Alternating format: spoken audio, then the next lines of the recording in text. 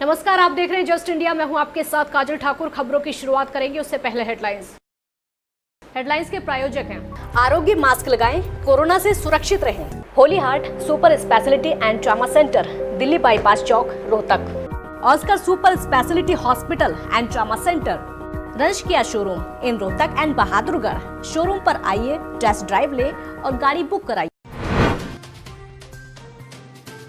उत्तर प्रदेश में संक्रमितों का आंकड़ा 50,000 पार। लखनऊ में 3,000 से ज्यादा एक्टिव केस। यूपी में वीकेंड लॉकडाउन में भी खुलेंगी वाइन शॉप। जालौन में सिपाही ने लगाई फांसी। थाना परिसर में बने आवास में लटका मिला सिपाही का शव। आत्महत्या के नहीं हो पाए कारण स्पष्ट।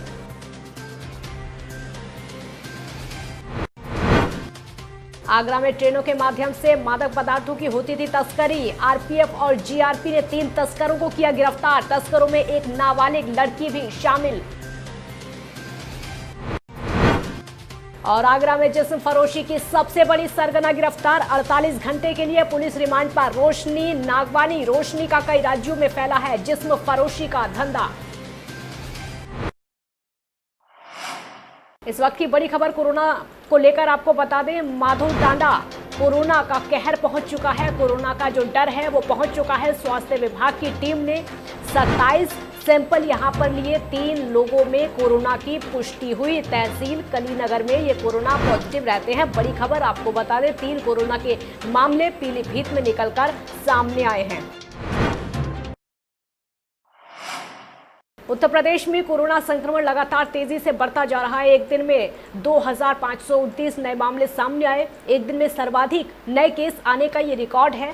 प्रदेश की राजधानी लखनऊ अब कोरोना का नया एपिसेंटर बन चुकी है। तो आपको ये बता दें कि लखनऊ में एक दिन में 307 नए केस सामने आए, जबकि झांसी में 185, कानपुर में 182, प्रयागराज में 126 और गाजियाबाद में 115 केस मिले। उत्तर प्रदेश में अब तक 50,000 से ज्यादा कोरोना के सामने आ चुके हैं, जिसमें 35,000 से ज्यादा मरीज ठीक हो चुके हैं। कोरोना के कारण जान गंवाने वालों की संख्या 1298 है। प्रदेश में एक्टिव केसों की संख्या 21,000 से ज्यादा है, जिसमें अकेले लखनऊ में 3,000 से ज्यादा एक्टिव केस हैं। लखनऊ में अब तक 1,864 लोग कोरोना से ठीक हो चुके हैं। तो लखनऊ में कोरोना नियमों की अनदेखी लोगों पर लगातार भारी पड़ती जा रही है। लखनऊ में अचानक बढ़े कोरोना संक्रमण पर जिला प्रशासन का दावा है कि टेस्टिंग बढ़ाए जाने के बाद केस बढ़ रहे हैं। पिछले सप्ताह मिली जानकारी के मुताबिक अब तक प्रदेश की राजधानी में 80,000 लोगों का कोरोना टेस्ट किया जा चुका है। जालौन के कदौरा में आज एक सिपाही ने अपने कमरे में फांसी लगाकर आत्महत्या कर ली। ये पूरा मामला कदौरा थाने का है, जहां एक सिपाही का शव थाना परिसर में बने आवास में फांसी पर लटका हुआ मिला। जैसे ही साथी सिपाहियों ने सिपाही का शव कमरे में लटका हुआ देखा तो पूरे थाने में हड़कंप मच गया।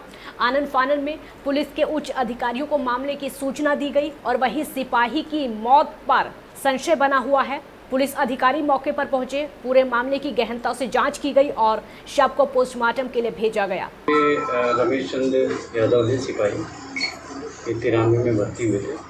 इन्होंने कुछ कतिपय कारणों से अपने बैरक में अपने आवास पे इन्होंने फांसी लगा लिया। सुबह इसकी जानकारी हुई जब पानी देने के लिए एक आदमी गया वहाँ पे, और उसमें इनकी परिजनों को सूचित कर दिया गया है। वो तुरंत ही आ रहे हैं। उसके बाद इनका पंचायतनामा पोस्टमार्टम की कार्रवाई की जाएगी और आवश्यक कार्रवाई जो भी है वैधानिक कार्रवाई की जाएगी। इसमें जाँच की जाएगी क्या कारण है, उसकी जाँच भी करेंगे।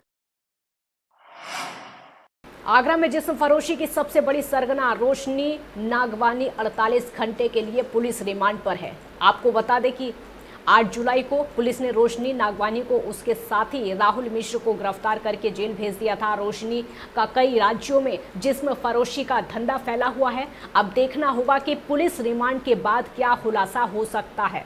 इस प्रकरण में अभियुक्ता का जो है पुलिस कस्टडी रिमांड की गई थी और 2 दिनों की 48 घंटे की रिमांड हमें मिली है। उससे भी पूछताछ के लिए टीम हमारी लग गई है। जैसे जैसे जो भी चीज़ें निकल कर आएंगी उसको हम अगले 48 घंटों में पूरी करते हुए उनके विरुद्ध कार्रवाई करेंगे। सभी डिटेल को खंगालने का प्रयास करेंगे, हर एक लिंक को, कि कैसे ये पूरा नेटवर्क चलता है, किस प्रकार से काम होते थे, किस प्रकार से पैसे का ट्रांजैक्शन हो रहा था। उन सभी चीज़ों की छानबीन, कौन कौन लोग सम्मिलित हैं, किन किन लोगों ने इस प्रकार की घटनाओं को पहले भी अंजाम दिया है, वो सारी चीज़ें जानकारी करने के उपरांत जो है वो आपके समक्ष भी ट्रेनों के माध्यम से गांजा तस्करी के मामले को लगातार आरपीएफ और जीआरपी पकड़ रही है। आगरा कैंट रेलवे स्टेशन से 3 तस्करों को आरपीएफ और जीआरपी ने पकड़ा है। और आपको ये भी बता दें कि पकड़ में आए जो 3 तस्कर हैं, 2 लड़कियां उसमें शामिल हैं और एक लड़का है। एक लड़की जो है वो नाबालिग है, 12वीं की छात्रा है। पकड़ में आए लोगों में कोलकाता का रहने वाला एक इमरान अली है, सीमा उर्फ रुचि दिल्ली की रहने वाली है जिसकी उम्र 21 साल है, और जो नाबालिग लड़की है उसकी उम्र 17 साल बताई जा रही है। ये लोग विशाखापट्टनम से ट्रेन के माध्यम से आगरा पहुंचे थे और तस्करी के मामले में इनको गिरफ्तार किया गया है। जानकारी के मुताबिक इमरान काफ़ी समय से गांजा तस्करी के काम में लगा हुआ है। सीमा और रुचि का कहना है कि वो दूसरी बार गांजा लेकर आई हैं, जबकि नाबालिग लड़की का कहना है कि पहली बार वो लालच के चलते शामिल हो गई, अब पछता रही है। गांजा तस्करों के पास से 20 किलो गांजा बरामद किया गया है जो अलग अलग बैग में रखा हुआ था। आज सुबह करीब 8:15 बजे आगरा कैंट रेलवे स्टेशन पर आरपीएफ और जीआरपी की संयुक्त टीम ने ये कार्रवाई की है, जिसमें 3 लोगों को 20 किलो नाजायज़ गांजे सहित पकड़ा, जिसमें एक लड़का है और 2 लड़कियां हैं। लड़कियों में एक लड़की नाबालिग भी है। ये संयुक्त कार्रवाई हमारे जीआरपी के वरिष्ठ उप निरीक्षक अनुराग यादव और आरपीएफ के अनिल कुमार गौतम की 2 टीमें थी अलग अलग। इन्होंने मिलकर यहाँ आगरा कैंट रेलवे स्टेशन से इनको पकड़ा है।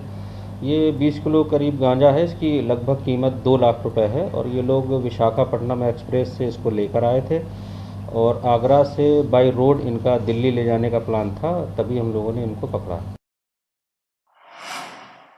कोतवाली खुर्जा नगर और थाना खानपुर पुलिस ने बड़ी कार्रवाई करते हुए 25-25 हज़ार के 2 शातिर बदमाशों को गिरफ्तार किया है।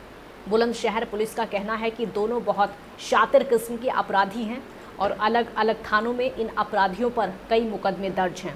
बीती रात जो है जनपद बुलंदशहर की पुलिस ने 2 अलग अलग मामलों में 2 शातिर अपराधी जिन पे 25-25 हज़ार रुपये की पुरस्कार राशि घोषित थी, जिसमें से एक अनस है जो खुर्जा नगर का रहने वाला है।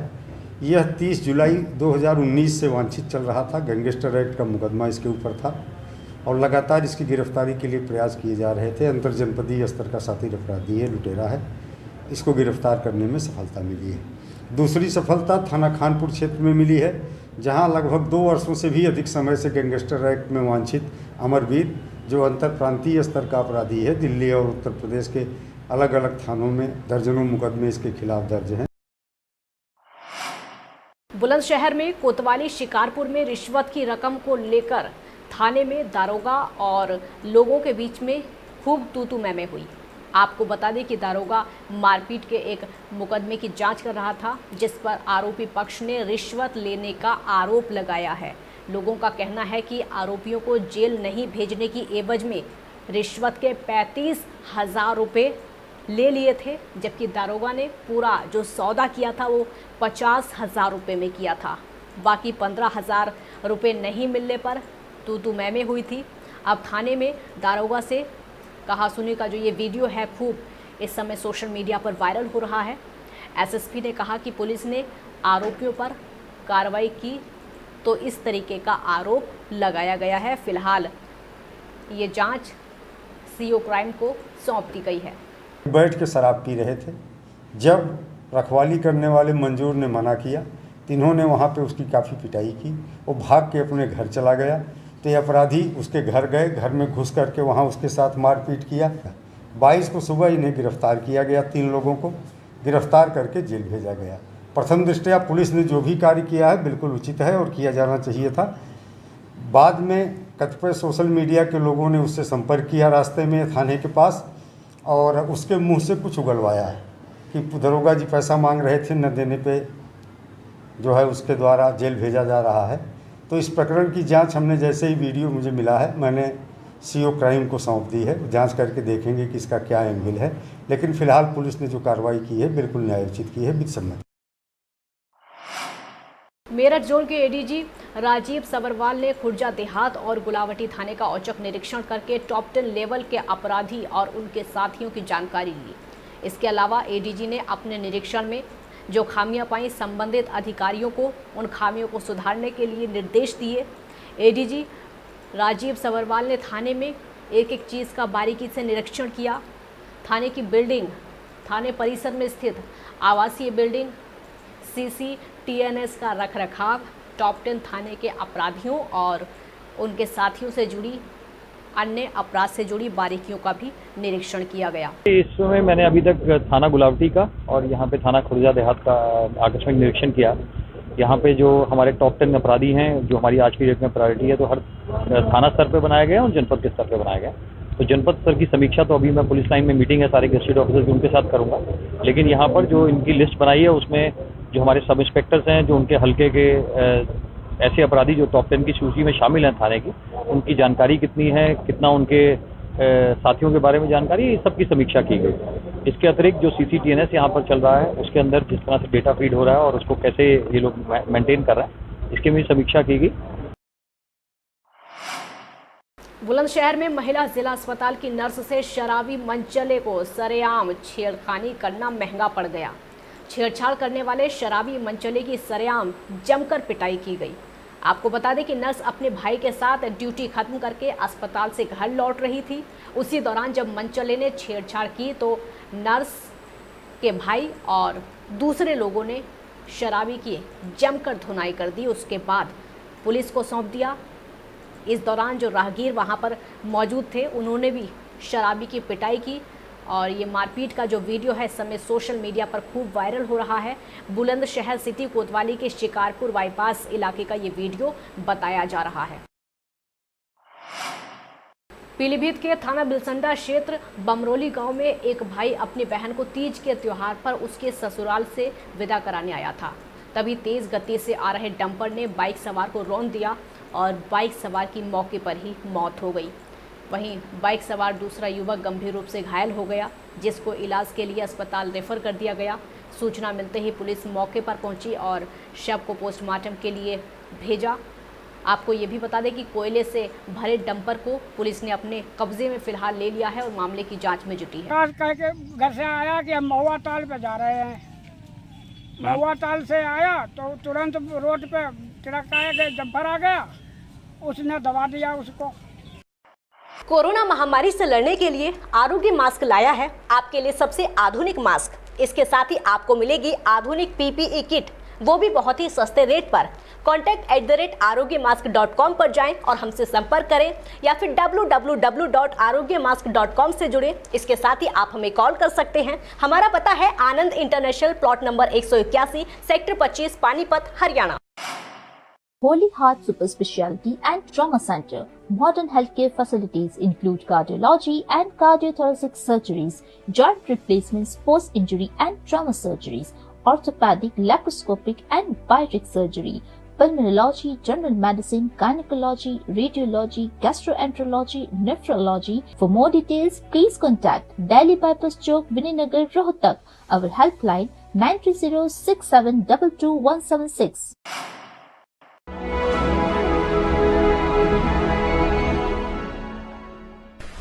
चाचा, आपने नया घर बनवाया है तो घर की छत पर कौन सी शीट लगवाई है?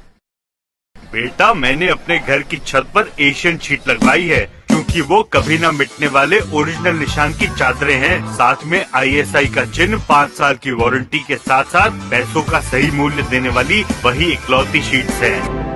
क्योंकि नाम नहीं, पहचान जरूरी है। खबरों में फिलहाल इतना ही। देखते रहिए जस्ट इंडिया। नमस्कार।